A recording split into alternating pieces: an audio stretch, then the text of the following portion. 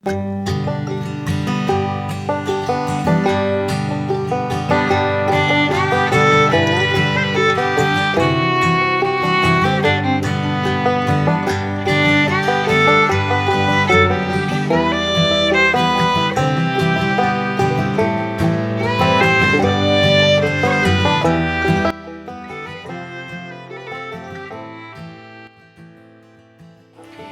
দেহটা, এই জড় দেহটা হচ্ছে প্রকৃতি প্রদত্ত একটা খাঁচার নিয়ায়। এই জড় দেহটা একটা কাপড়ের নিয়ায়। মনুষ্য জীব যদি তার পরিচয় না জানে, সে জাগতিক যত পাণ্ডিত্যের অধিকারী হোক না কেন, শাস্ত্র বলছেন হি ইজ এক্সট্রিম ইগনোরেন্স, তার মতো মূর্খ আর নাই। আমার স্বরূপ কি যদি না জানি, আমি কে, আমি এলাম কোত্থেকে, জগৎ সংসারে আমার কাজটা কি, প্রকৃত কাজ কি, আমি করছি কি, আমি যাব কোথায়, সংসারে আমার কর্তব্য কি, আমি করছি কি, যাব কোথায়, মানুষ মৃত্যুর পর যায় কোথায়, আসে কোত্থেকে মানুষ। এই দুদিনের নাট্যমঞ্চে অভিনয় করতে এসে আমরা কাউকে আত্মীয়তার সূত্রে বন্ধন করি, আবার যখন বিদায়ের ঘন্টা বাজে আমাদেরকে চলে যেতে হয়।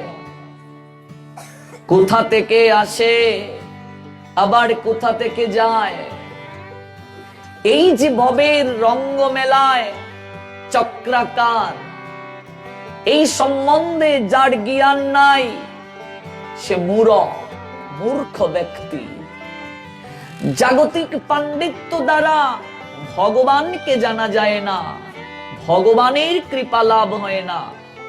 জাগতিক পাণ্ডিত্য ভগবানকে জানতে সহযোগিতা তখনই করবে যখন এই জাগতিক পাণ্ডিত্যের মাঝে আধ্যাত্মিক জ্ঞানের সন্নিবেশ হবে। জাগতিক পাণ্ডিত্য দ্বারা ভগবানকে জানা যায় না, ভগবানকে উপলব্ধি করা যায় না। মনিটর একটু বাড়িয়ে দিতে হবে। জাগতিক পাণ্ডিত্য কখনো আমাদেরকে প্রকৃতভাবে ভগবত সম্বন্ধীয় জ্ঞান প্রদান করতে পারে না।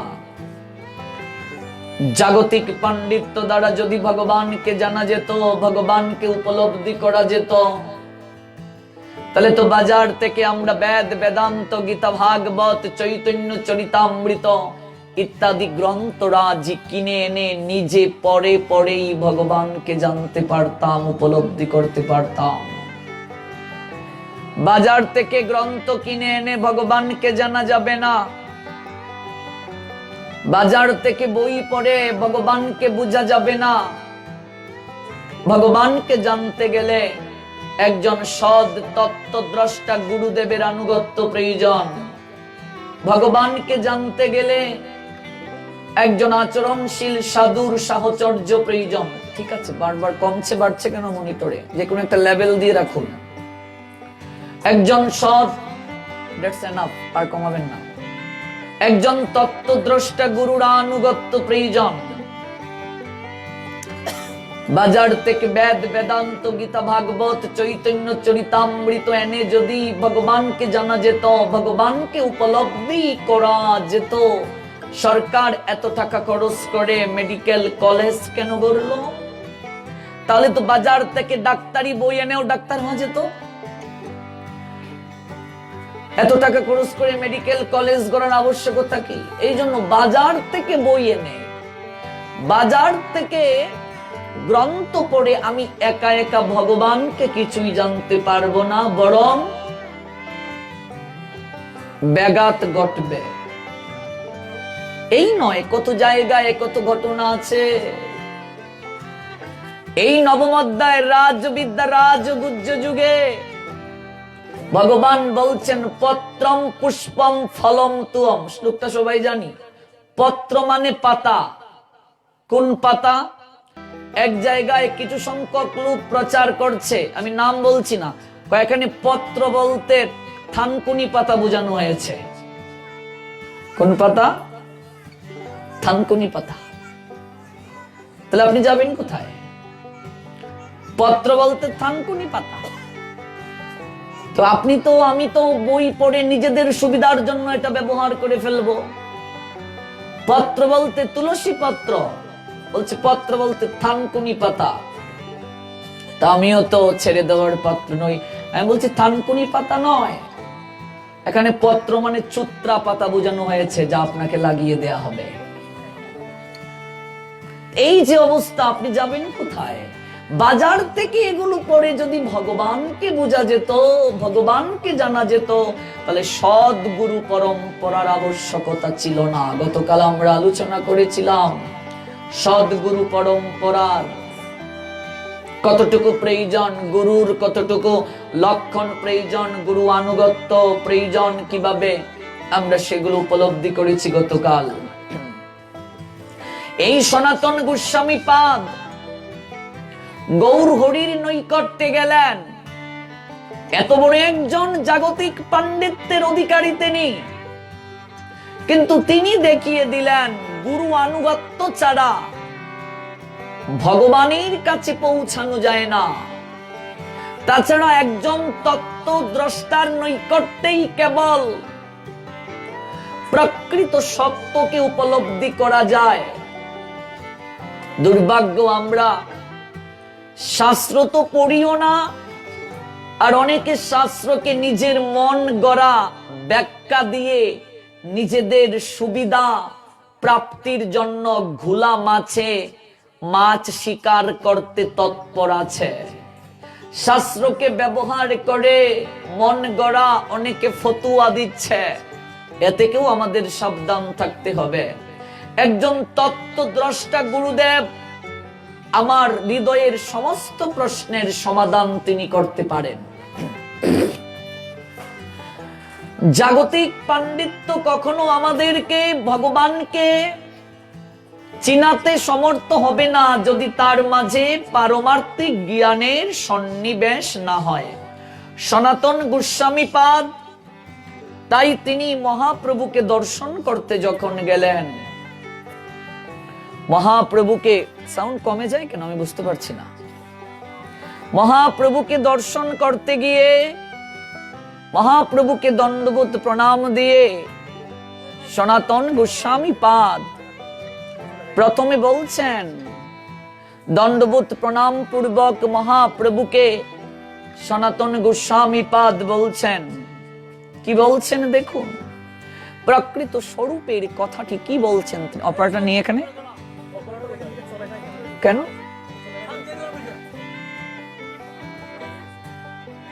তো কন্টিনিউয়াসলি এখানে থাকতে হবে না, বারবার যদি সাউন্ডে প্রবলেম হয়, এখানে ভগবানের কথা চলছে, এটা তো লীলা খেলা করলে হবে না। উনি কোথায়? বারবার সাউন্ড কমে যায়, ঠিক মতো তো এটা সার্কুলেশন করতে হবে। প্রকৃত পক্ষে সেই সনাতন গোস্বামী পাদ আমাদেরকে শিক্ষা প্রদান করলেন। গৌর হরিকে দর্শন করে তিনি, চৈতন্য মহাপ্রভুকে দর্শন করে তিনি হৃদয়ের সমস্ত অভিব্যক্তিকে প্রকাশ করলেন। সেই অভিব্যক্তিটা কি? জগৎ জীবকে শিক্ষা দেওয়ার জন্য। সনাতন গোস্বামী পাদ জগৎ জীবকে শিক্ষা দেওয়ার জন্য একটা চমৎকার তত্ত্ব দর্শন আমাদেরকে প্রদান করেছেন। সেই তত্ত্ব দর্শনটা কি? সেই তত্ত্ব দর্শনটাই আমরা জানব। সনাতন গোস্বামী পাদ মহাপ্রভুকে দর্শন করে চৈতন্য চরিতামৃতের মধ্যলীলার 20 পরিচ্ছেদে 99 থেকে 103 নং যে পয়ার, সেই পয়ারে আমরা দেখতে পাই, সেখানে সনাতন গোস্বামী পাদ গৌর হরিকে দর্শন করে বলছেন, কেন আমি, কেন মুড়ে জারি তাপত্রয়। আমি কে? আমি এলাম কোত্থেকে? আমার কর্তব্য কি জগৎ সংসারে? আমার কর্তব্য কি? আমি কে? আমি কোত্থেকে এলাম? কে আমি? কেন মুড়ে জারি তাপত্রয়। আমি কে? আমি কোত্থেকে এলাম? এই যে তত্ত্ব, এই যে তত্ত্ব জ্ঞান, যে তত্ত্ব জ্ঞান আমরা শ্রীমদ্ ভগবত গীতাতে সাংখ্য যুগে দেখতে পাই, 2য় অধ্যায় সাংখ্য যুগে, কে আমি, কেন মরি জারি তাপত্রয়। সনাতন গোস্বামী পাদ প্রথম প্রশ্নটাই করলেন, প্রভু আমি কে? আমি এলাম কোত্থেকে? জগৎ সংসারে আমার কর্তব্য কি? কি করছি আমি? কে আমি? কেন মোরে যারে তাপত্রয়? আমি কে? জীবের প্রকৃত স্বরূপ যদি সে না জানে, সে কখনো ভক্তি যাজনে প্রবৃত্ত হতে পারবে না। ভক্তি উদিত কখন হবে? যখন আমার স্বরূপ কি আমি জানতে পারবো। শাস্ত্র জানিয়ে দিলেন, জীব কৃষ্ণের নিত্য দাস। জীবের স্বরূপটা হচ্ছে সে কৃষ্ণের নিত্য দাস। জীবের স্বরূপ হয় কৃষ্ণের নিত্য দাস। জীবের প্রকৃত স্বরূপটা হচ্ছে সে ভগবানের নিত্য দাস, ভগবানের চিরকিঙ্কর, ভগবানের দাসানুদাস। জীবের প্রকৃত স্বরূপ সে জীব কৃষ্ণের নিত্য দাস। যেদিন থেকে জীব সেই কথাটা ভুলে গেল, জীব কৃষ্ণের নিত্য দাস, এই কথা যখনই ভুলিল, মায়ার সংসার তারে ঝাপটিয়া ধরিল। যেদিন থেকে জীব ভুলে গেল সে ভগবানের দাস, ভগবানের চাকর, তার কর্তব্য হচ্ছে ভগবানের সেবা করা। আমরা গতকাল যে লীলাটা শ্রবণ করেছিলাম, মুর্শিদাবাদ জেলার জমিদার সেই কাজীর মেয়েটি তাকে শিক্ষা দিল যে এই জগতের বুকে আমরা সবাই চাকর, চাকরির কর্তব্য হচ্ছে মালিকের সেবা করা। জীবের প্রকৃত স্বরূপটাই হচ্ছে জীব কৃষ্ণের নিত্য দাস। যিনি সার্কুলেশন করছেন, আপনি এখানে বসুন এবং প্রথমে সেট আপ করুন। প্রথমে সেট আপ করে তারপর কথা বলতে হয়, নতুবা ভগবানের কথা আমরা শ্রবণ একই ধারায় করব। হঠাৎ যদি সাউন্ড কমে যায়, বেড়ে যায়, তাহলে তো সেটা অনেকটা প্রবলেম হয়। আপনি বসুন এখানে এবং সার্কুলেশনটা ঠিক মতো করুন। জয় নিতাই, জয় গৌর। মনিটরে কবির, মনিটরে আসে যায় বারবার কেন? জয় নিতাই। বাম ডান দুটো ঠিক লেভেল রাখুন। জয় শ্রী রাধে, জয় জয় শ্রী রাধে রাধে।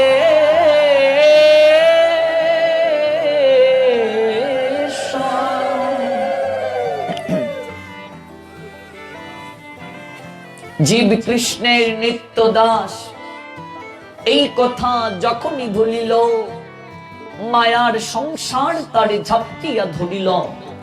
যেদিন থেকে মনুষ্য জীব ভুলে গেল তার প্রকৃত স্বরূপ হচ্ছে সে ভগবানের নিত্য কিঙ্কর, নিত্য দাস, এই কথা যেদিন থেকে জীব ভুলে গেল, সেই দিন থেকে মায়ার সংসার তারে ঝাপটে ধরেছে।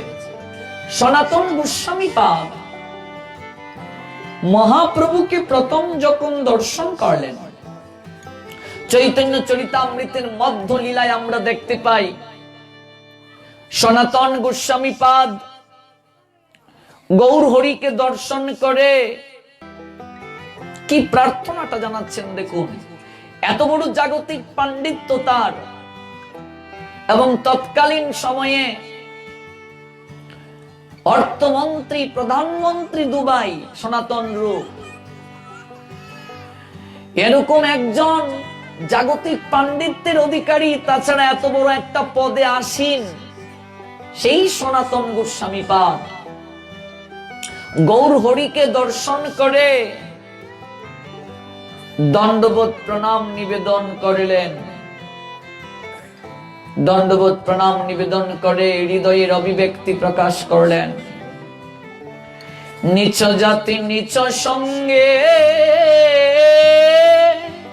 পতিতয় ধম, কুবিষয়ে কূপে গড়ি গঙ্গাইনু জনম।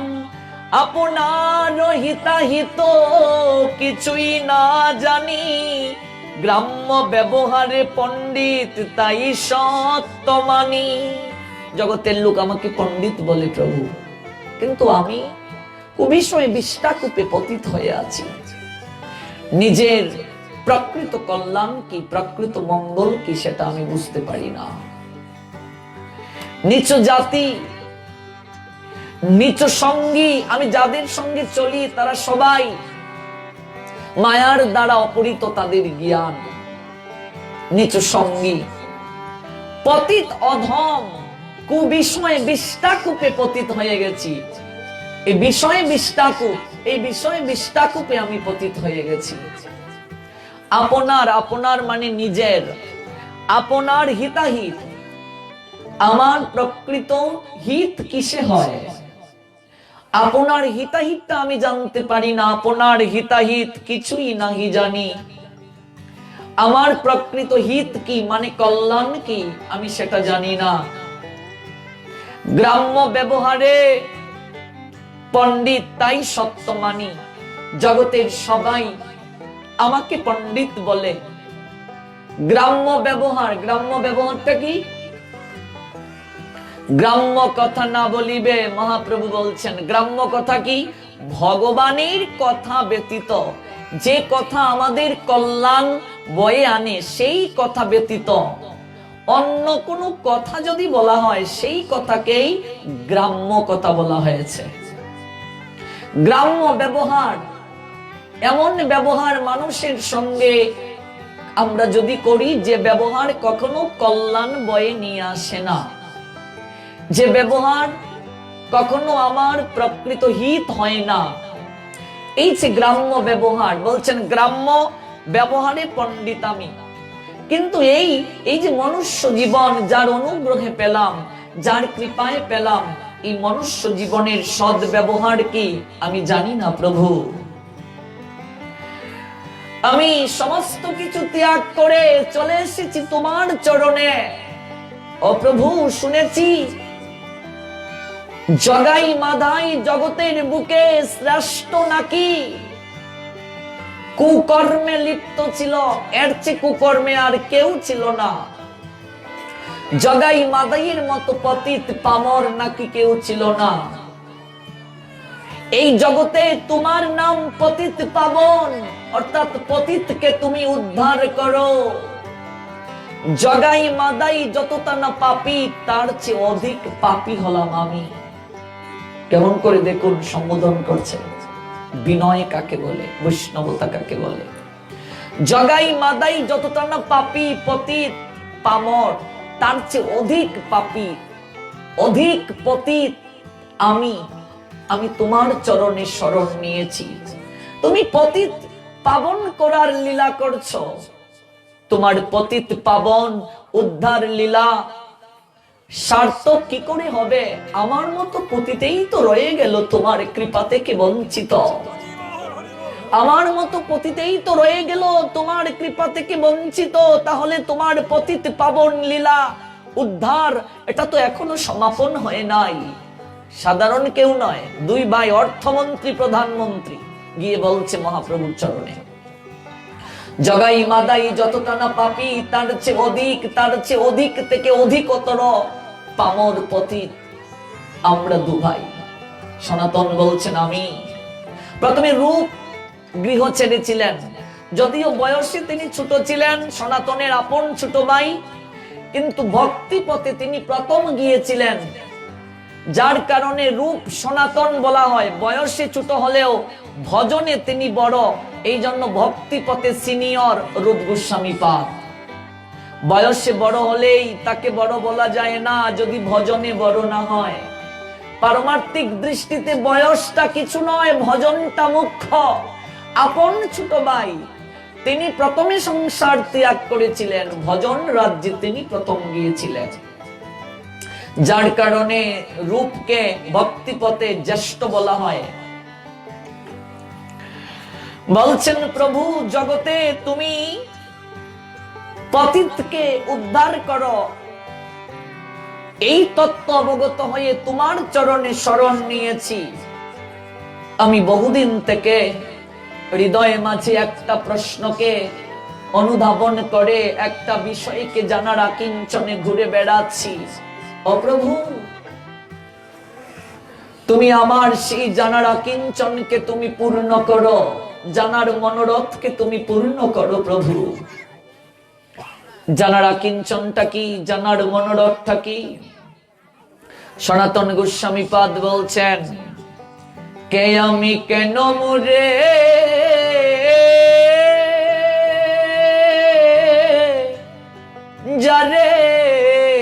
তাপত্রয়।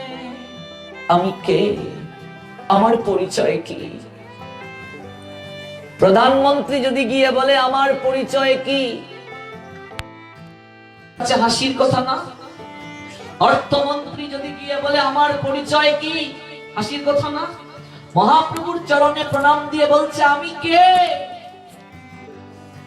কেন মুড়ে যারে তাপত্রয়? সংসারে দুঃখ চাই না প্রভু, সংসারের কোনো মানুষ কখনো দুঃখ চায় না, কেন তাকে দুঃখ পেতে হয়? সংসারে কোনো মানুষ নিরানন্দ চায় না, কেন তাকে নিরানন্দ পেতে হয়? সংসারে কোনো মানুষ দুঃখ চায় না, কেন তাকে দুঃখ পেতে হয়? ইহা না জানি কেমনে হিত হয়। আমি যদি এই তত্ত্বটাই না জানলাম, আমার পরিচয় যদি না জানলাম, সাধারণ কোনো পরিবারে জন্ম নেন নাই, তৎকালীন সময়ে কায়স্থ পরিবারে জমিদার বংশে জন্ম, সাধারণ পরিবারে নয়, কায়স্থ পরিবারে। এত বড় বংশমর্যাদা, এরপরেও গিয়ে তিনি বলছেন আমার পরিচয় কি, আমি কে, আমি এলাম কোত্থেকে? এই তত্ত্ব যদি সংসারে না জানি, কেমনে হিত হবে, মঙ্গল কিভাবে হবে? এই কথা বলে চরণে লুটিয়ে পড়লেন সনাতন। আজি চরণে জড়িয়ে ধরে কহিছে প্রকাশী, গোপনে তোমারে প্রভু কত ভালোবাসি। কতটা ভালোবাসি তোমাকে, এতটা দিন গোপনে গোপনে এই ভালোবাসাটা আমি বেশি এসেছি, আজ তোমার কাছে আসলাম প্রভু, বলে দাও আমার প্রকৃত হিত কিসে, আমার প্রকৃত কল্যাণ কিসে, আমি কে, জগতে আমার পরিচয় কি, দুঃখ চাই না কেন আমাকে দুঃখ পেতে হয়? এই প্রশ্নটা কি সনাতনের না আমাদের প্রত্যেক মনুষ্য জীবের? প্রত্যেকের প্রশ্ন। আমরা শুনছি কোন শ্লোকের আঙ্গিকে, নমাম দুষ্কৃতি ন মুরা। মুরা মানে মূর্খ, মূর্খ ব্যক্তি, মুরা ব্যক্তি ভগবত কৃপা লাভ করতে পারে না। অর্থাৎ যার মাঝে ভগবত জ্ঞান নেই, সে কখনো ভগবানের চরণে শরণ নেয় না। জাগতিক পাণ্ডিত্য আছে, কিন্তু ঈশ্বর সম্বন্ধীয় কোনো জ্ঞান যদি না থাকে, উত্তর দিলেন শাস্ত্র, আমি কে? আমি দেহ নই, এই দেহটা প্রকৃতির প্রদত্ত একটা খাঁচা, কাপড়ের নিয়ায়। আমার প্রকৃত স্বরূপ কি? আমি চিন্ময় আত্মা। আত্মা হচ্ছে জীবের প্রকৃত স্বরূপ।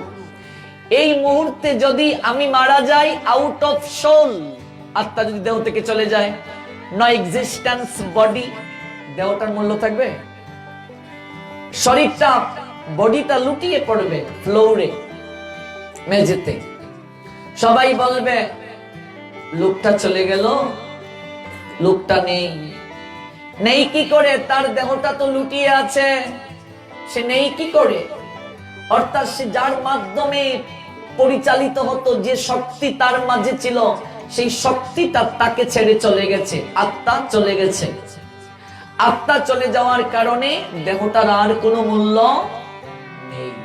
তাহলে আমাদের প্রকৃত স্বরূপ দেহ নয়, প্রকৃত স্বরূপ হচ্ছে আত্মা। I am not body, I am soul. Out of soul, the soul exchange to other body. শরীর এটা খাঁচার নিয়ায়, পাখি আছে বলেই খাঁচার মূল্য আছে, পাখি নাই, খাঁচার মূল্য নাই। তোমার আত্মা দেহের ভিতরে আছে বলে তোমার দেহটার মূল্য আছে।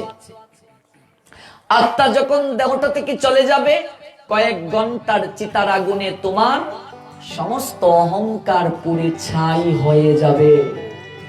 কয়েক ঘন্টার চিতার আগুনে সমস্ত অহংকার পুড়ে ছাই হয়ে যাবে।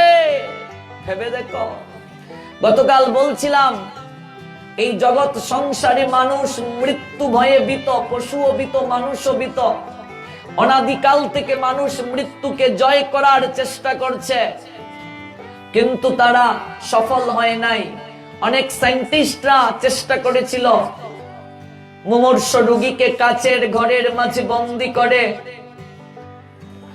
তার আত্মার স্বরূপটাকে উপলব্ধি করার, আত্মাকে নিরীক্ষণ করার, কিন্তু কাঁচ ফেটে বের হয়ে গিয়েছে, শক্তিটাকে নিরীক্ষণ করা সম্ভব হয়নি। শক্তি নিরীক্ষণ করতে ডিজেবল সায়েন্টিস্টরা, আত্মাকে জাগতিক জ্ঞান দ্বারা নিরীক্ষণ করা যাবে না, উপলব্ধি করা যাবে না। ভেবে দেখুন, আত্মাই যদি আমাদের সমগ্র রূপের রহস্য হয়, আত্মাই যদি আমাদের সমস্ত কিছুর চালিকা শক্তি হয়, এই আত্মাকে নিয়ে আমরা কতজন ভাবি, এই আত্মাকে নিয়ে কতজন আমরা চিন্তন করি, আত্মার কি আমরা পরিচর্যা করি, এটা কি ভাবনার সময় আসে নাই? ভক্তি জগতের প্রথম প্রশ্নটাই আত্মজ্ঞান লাভ করা। নিজ সম্বন্ধীয় প্রশ্ন যদি হৃদয়ে না জাগে, আপনার মাঝে বৈরাগ্য ভক্তি কিচ্ছুটি জাগবে না। আমাদের সংসারে এতটা মোহ কেন জানেন? আমরা প্রত্যেক সংসারী জীব, আমরা আমাদের দেহটাকে আমাদের সমস্ত কিছু ভেবে বসে আছি। সংসারে মা বাবা, ভাই বোন, আত্মীয় স্বজন সবাইকে আমাদের আত্মীয় ভেবে ভ্রম করছি। আমরা ভুলে গেছি আমাদেরকে মরতে হবে একদিন, এবং কেউ সেদিন সঙ্গে যাবে না, এই তত্ত্বটা ভুলে গেছি। আমার প্রকৃত স্বরূপ যে দেহ না, এটা যেদিন মানুষ উপলব্ধি করতে পারবে, সেদিন থেকে আপনা থেকে হৃদয়ের মাঝে বৈরাগ্য চলে আসবে। এই জন্য দেখবেন শ্রীমদ্ ভগবদ গীতা অষ্টাদশ অধ্যায়, 18টা অধ্যায়, তন্মধ্যে দ্বিতীয় অধ্যায়টাই সাংখ্য যুগ, আত্মদর্শন যুগ, আত্মতত্ত্ব সম্বন্ধে বিস্তারিত ব্যাখ্যা করা হয়েছে শ্রীমদ্ ভগবদ গীতার দ্বিতীয় অধ্যায়ে। অর্থাৎ ভক্তি জগতে প্রবেশ করতে গেলে প্রথমে আমাদের পরিচয় জানতে হবে। আমরা যে ভগবানের দাস, আর দাসীর কর্তব্য যে মালিকের সেবা করা, যেটা আমরা গতকাল শুনেছি, এগুলো হচ্ছে প্রাথমিক স্তরের কথা। এগুলো না জানলে কখনো হৃদয়ে মাঝে বৈরাগ্য আসবে না, হৃদয়ে মাঝে ভক্তি জাগ্রত হবে না। ভেবে দেখুন, দিন থেকে রাত পর্যন্ত আমরা ভূতের মতো পরিশ্রম করছি, গাদার মতো খাটছি একটু সুখে থাকার জন্য, তাই তো? একটু ভালো থাকার জন্য আমরা দিন থেকে রাত পর্যন্ত কষ্ট করছি। সংসারে থাকলে তো কষ্ট করতেই হবে, চাকরি করতে হবে, ব্যবসা বাণিজ্য সবকিছুই করতে হবে, কিন্তু ভগবানকে বাদ দিয়ে নয়। ভগবানকে বাদ দিয়ে করলে হিতে বিপরীত হবে। সনাতন বলছেন, ইহা নাহি জানি কেমনে হিত হয়। প্রকৃত কল্যাণ যদি আমি না জানি, তাহলে কল্যাণের পথে কি করে যাব?